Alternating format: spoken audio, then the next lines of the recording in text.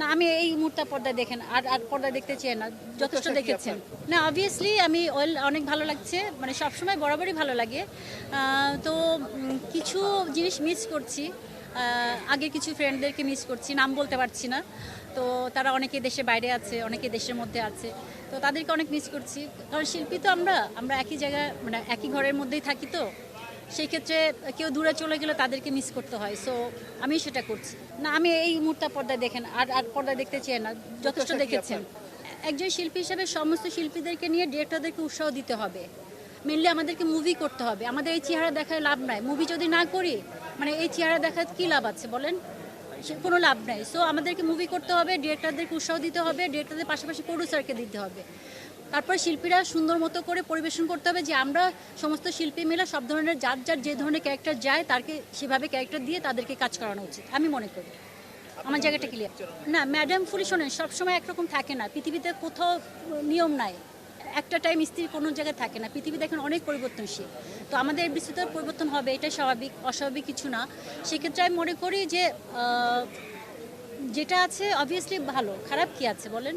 এর চেয়ে কত দুনিয়াতে কত গাজাবাসীরা দেখেন যুদ্ধের মধ্যে আছে, আমরা সেই অবস্থা থেকে তো ভালো আছি আলহামদুলিল্লাহ। তো সেই ক্ষেত্রে বলবো আমরা অনেক ভালো আছি। এখন সমস্ত শিল্পীদেরকে মিলে ডিরেক্টর প্রডিউসারদেরকে বলতে হবে আপনারা আসেন, সুন্দর মতো আমাদেরকে নিয়ে কাজ করেন, জুনিয়র সিনিয়র সবাইকে নিয়ে কাজ করেন, এটাই চাও আমার কাছে। আপনার যারা ফ্যান বেস আছে ভাই আপনাদের গরম লাগে না? গরম লাগে না? তারা আসলে সবাই জানতে চায় আসলে ম্যাডাম ফুলি আবার এটা উপরে দেন কেন? ম্যাডাম ফুলি আসলে কেমন আছে সবার আগ্রহ। ম্যাডাম ফুলি কেমন আছে? একটু ফ্যামিলিকে টাইম দাও, অনেক তো করলাম, মডেলিং সিনেমা এগুলো তো অনেক করলাম, একটু একটু আমাকে টাইম দাও ভাই। দিচ্ছি, টাইম দিচ্ছি, দেখা যাক তাতে কেমন সংসারের অভিজ্ঞতা কেমন? না টাইম না দিলে তো আবার এদিক ওদিক যায়, এটা একটা সমস্যা আছে। হ্যাঁ, তো টাইম দিচ্ছি আর কি, না হলে যেমন বলবে যে আমার বউ তো নায়িকা, আমাকে তো টাইম দিতে পারেনি, শাদি শুটিং নিয়ে ব্যস্ত ছিল, তো আমি আরেক নায়িকাদের দিকে তাকাইছিলাম। সো এটা করা যাবে না, আগে ঘরটা ঠিক করি ভাই, তারপরে আবার এসে আবার স্ক্রিনে দেখতে পারবো। তার মানে কি স্বামীর পরকে ঠেকাতে সিনেমা থেকে অবসর করে দেন নিউজ, সমস্যা কি? না এটা এরকমটা না। না একটা জিনিস কি জানেন, যে কোনো জিনিস আপনি যত যত্ন করবেন ওই জিনিসটা থেকে তত ভালো কিছু আসবে। হ্যাঁ, একটা জিনিসকে অবহেলায় কিন্তু অনেক কিছু শেষ হয়ে যায়। আমি তাকে ভাইয়া রাখবো, CR7 কে জড়াই ধরে একটা কিস করবো। কি ঠিক আছে, ভাইয়া কোন দলে সাপোর্ট করে? ও আমার দলে সাপোর্ট করে। কোন দলে সাপোর্ট করে? ভাইয়া আমি ছাড়া কোনো দলই নেই। আর্জেন্টিনা? না না, কোনো আর্জেন্টিনা না, বলে যে আমার বউ যে দল আমি সেই দল। আমি তো CR7 এর ফ্যান, CR7 এর ফ্যান, আর ব্রাজিল আর ফ্রান্সকে সাপোর্ট করি। ব্রাজিল আর ফ্রান্স, মানে তিন দল এইবারে বিশ্বকাপ। হ্যাঁ, কতটুকু প্রত্যাশা রোনালদোর প্রতি? আমি চাইবো যে যেহেতু তার এজ হয়ে গেছে, আমি চাইবো যে মেসি যেমন কাপ নিয়েছে গতবার, আমি চাই যে এবার CR7 কাপটা নেক, এটা আমার প্রত্যাশা। যেহেতু প্রিয় দল আবার ব্রাজিল, নেইমারকে নিয়ে আসলে তার জন্য শুভকামনা চাই, সে মাঠে ফিরে আসুক, ইনজুরি গুলো সেরে যাক। নেইমারের অভিনয় কেমন লাগে? নেইমার তো অভিনয় করে না ভাই, এটা তো সে তো মানে আহত থাকে, এটা বুঝতে হবে। সে তো ভালো প্লেয়ার, তাকে দেখা যায় যে তাকে চিপা মার দিয়ে একদম আহত বানায় ফেলে। নেইমারের সাথে দেখা হলে ফার্স্ট কি বলতে না কোনো কিছু বলছেন, আমি তাকে ভাইয়া রাখবো, CR7 কে জড়াই ধরে একটা কিস করবো। কি ওরকম সুযোগ থাকলে, হল থাকলে, সুন্দর ছবি বানাইলে আমাদের দেশে চলবে। ছবি হলে যাই দেখা আলাদা জিনিস, আবার ইউটিউবে দেখা আলাদা মজা। এই ছবি হলে যাইয়া দেখার মতন পরিবেশ করতে হবে। অনেকেও বানায় সিনেমা হল, বাইঙা ফেলে নিজের ইচ্ছায়। পার্শ্ববর্তী দেশ, সব দেশে এইটা আছে যে ছবি বিনোদনের জন্য এটা পারমিশন দিব সরকার। এই হলগুলি ভাঙতে গেলেও বিনোদনের জন্য অনুমতি নিতে হবে সরকারের কাছে। পাটগড়ি এখন দাঁড়িয়েছে, বাঙানো হয়েছে, আমি বারবার বলতেছি। এই জন্য আজকে উন্নতি হয় না, চলছে হল ভাঙে ফেলছে, কোনো হল না। আগে 1200 হল ছিল, এখন 100-150 হল। তো কীভাবে ছবি বাড়াবো? আমি গল্প রেডি করছি, আমি নিজে পরিচালক হিসাবে, প্রযোজক হিসাবে 40-50 আমার প্রোডাকশনতে ছবি হয়েছে, সবগুলি মার্শাল আর্টের উপরে, সবগুলি সাফল্য করছে আমার ছবিগুলি। এবং রুবেল আমার কাছে মার্শাল আর্ট শিখি 200-300 ছবিতে অভিনয় করছে, নতে যোগ সবগুলি ছবি সুপারহিট গেছে। সোয়ালানা করছে, ইলিয়াস খান, আরও অনেকেও।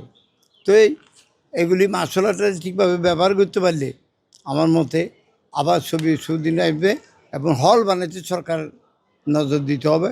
প্রতি ডিস্ট্রিক্টে কী হয় 2টা করে হল বানাবে, অনুদান দিবে, তাদের দরকার হলে এই হল ভাঙতে পারবে না সরকারের অর্ডার ছাড়া।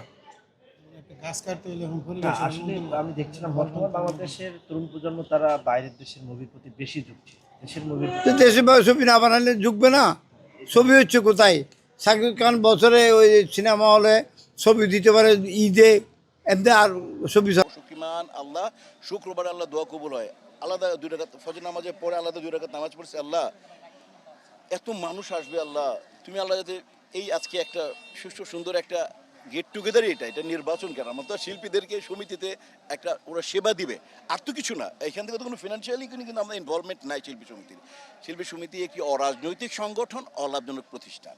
তো এই জায়গাটা আমার সমাজ কল্যাণ মন্ত্রণালয়ের আন্ডারে আমরা রেজিস্ট্রেশন করা আছি। তো সেই জায়গা থেকে সুস্থ সুন্দর সবাই সিনিয়র্স জুনিয়র্স তারপরে আমাদের সমসাময়িক সবাই আসবে, এটা একটা গেট টুগেদার।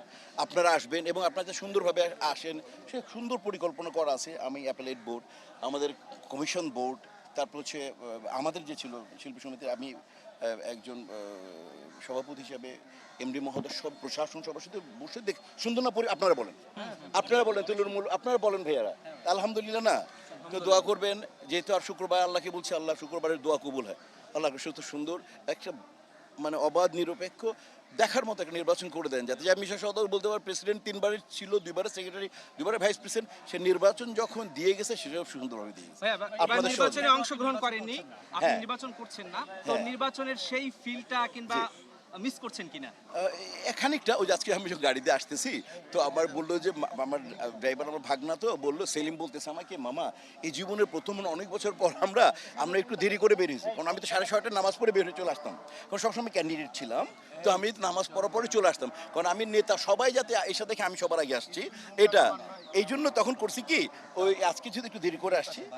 কালকে এখানে আমরা সমিতিতে কাজ করছি, প্রশাসনের জন্য কাজ, এফডিসির জন্য কাজ, এই যে আপনাদের সবাইকে সম্মান করা। কাছে এদিকে কাছে মেম্বার তুই কাছে, তুই কাছে, হ্যাঁ জুয়েল আসো, দিকে আসো, সমিতির তো কাজে হচ্ছে এই আপনাদের সহযোগিতা চাইছিলাম, আল্লাহ সহযোগিতা চাইছিলাম, আল্লাহ এটাই পর্যন্ত রাখছে। আপনাদের সবাইকে একটা ভাই হিসাবে একটা কথা বলি, আমি আপনাদের অনেক ছোট্ট একটা প্রশ্ন, আপনি বহু পুরানো অভিনেতা, 90 দশক থেকে আপনাকে আমরা দেখে এসেছি, আপনি দীর্ঘদিন এই এফডিসি এবং শিল্পী সমিতির দায়িত্বে ছিলেন।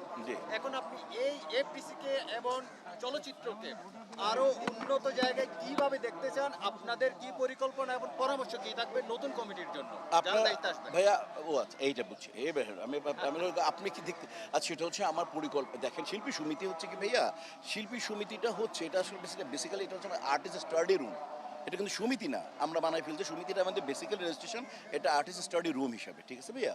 আর মূল কথা হচ্ছে যে এখানে যারা নেতৃত্বে আসেন তারা শুধুমাত্র সম্মানের জন্য আসেন, এবং যারা এখানে আমাদের সদস্য আছে তাদেরকে কেবলমাত্র সেবা দিতে আসেন, অন্য কোনো, এবং যারা এটার অতিরঞ্জিত করেছে সেবা ছাড়া অন্য কোনো কিছু যারা করতে গিয়েছে তাদের অবস্থা কি আপনারা সবাই জানেন, এটা আলোচনার বিষয় আমার কাছে।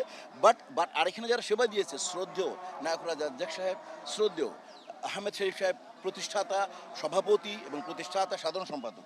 প্রতিষ্ঠাতা সভাপতি ছিলেন নায়ক রাজ রাজ্জাক, প্রতিষ্ঠাতা সাধারণ সম্পাদক ছিলেন শ্রদ্ধেয়